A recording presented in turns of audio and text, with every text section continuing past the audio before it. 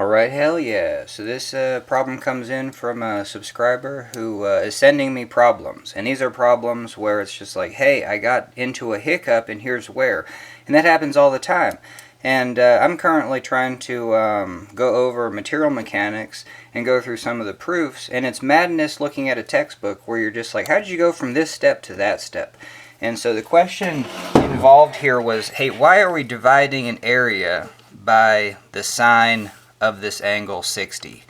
And it was kind of cool because I was just like, hey, through some of my fundamentals, I was just like, well, what does this even mean? Like, does this ring bells to you? Is this like, you know what I mean? If it doesn't do anything, that's totally fine because sines and cosines are madness. But anyway, so from the take-home perspective, sines and cosines are percentages of a hypotenuse.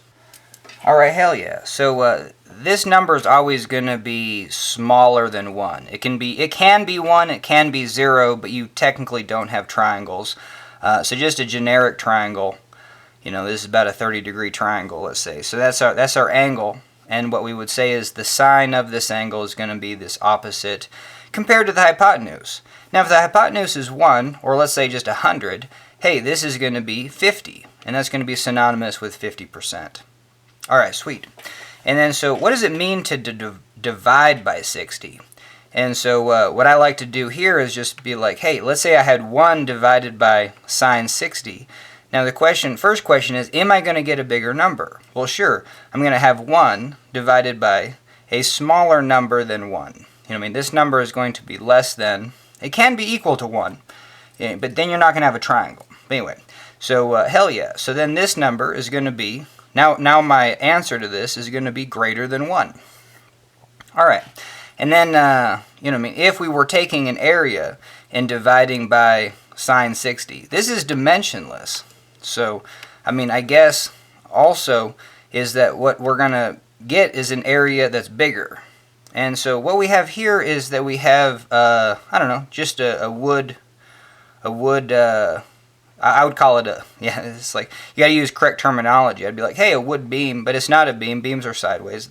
They call this a strut. That's a new one to me, you know what I mean? All right, so we have a vertical piece of wood. We're calling it a strut.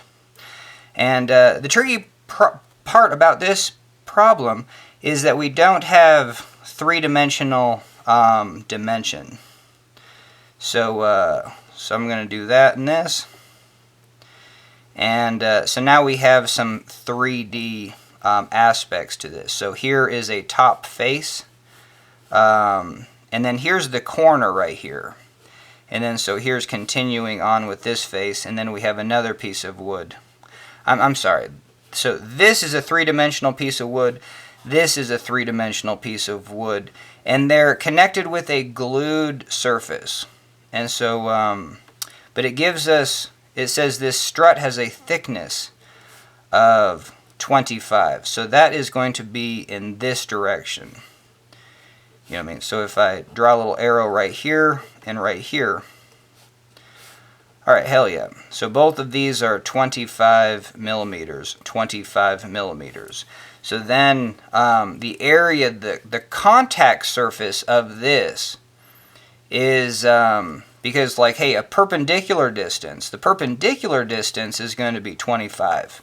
And then so if I come in here with a perpendicular, so there we go. So this is perpendicular to, you know what I mean, this strut. And then so we have a perpendicular right here, and then we have a hypotenuse. You know what I mean? If this is 60, how do we do this? Oh yeah, supplementary angles. So should I blow this one up? So we have our 60-degree strut. 25 millimeters away, we have another 60 degrees. We're going to be coming in with a perpendicular. We know this is going to be our hypotenuse. We're trying to solve for this length. And in general, we're going to take this length multiplied by this 25 to get our area. Trying to find the surface area of that contact. Okay, hell yeah. And we know that this is 90. You know what I mean? These are all 90 degrees because we said so. And we just got that. This is 50. So I can't confuse that. I think I did. So this is 50 millimeters. This thickness this way is 25 millimeters.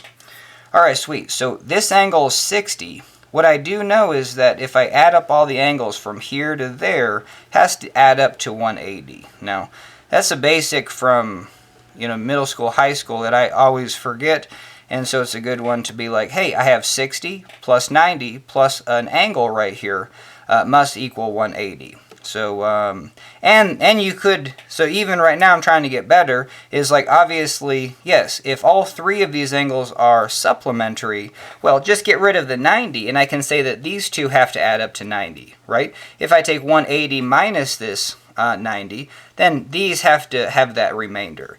So these two angles are complementary. So if this one's 60, this one's 30, and with the right triangle, same thing. These two angles have to be complementary.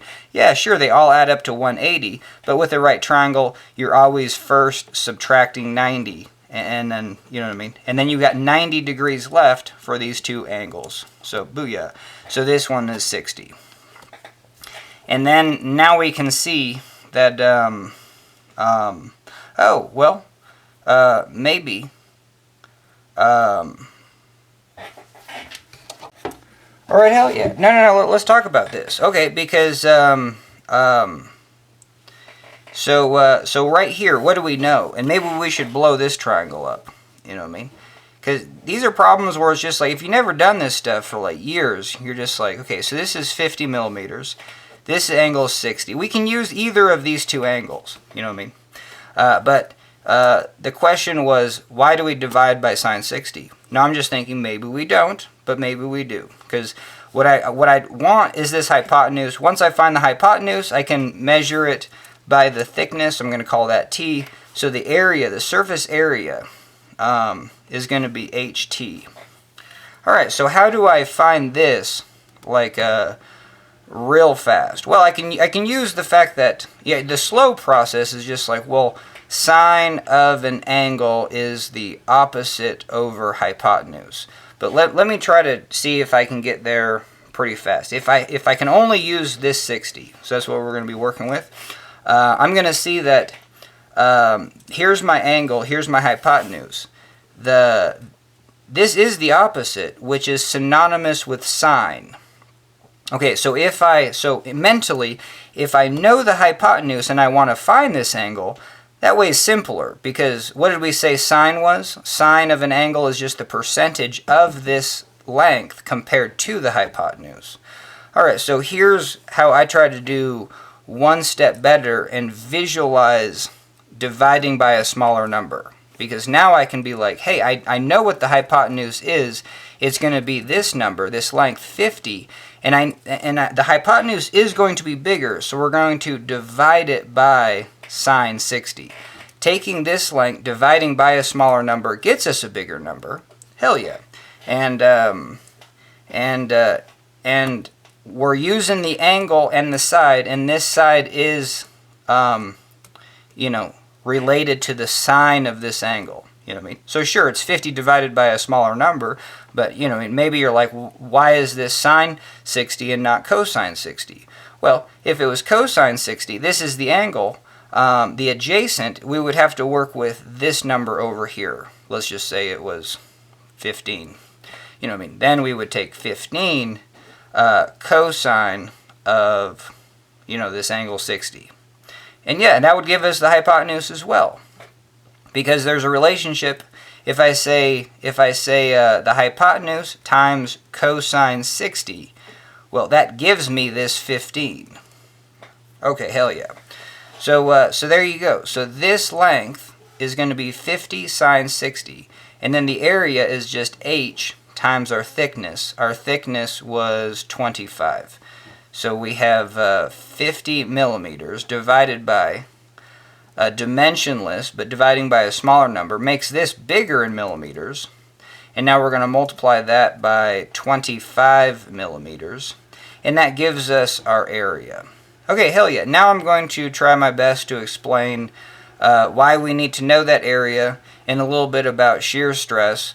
Because shear stress, I don't want to say it's made up,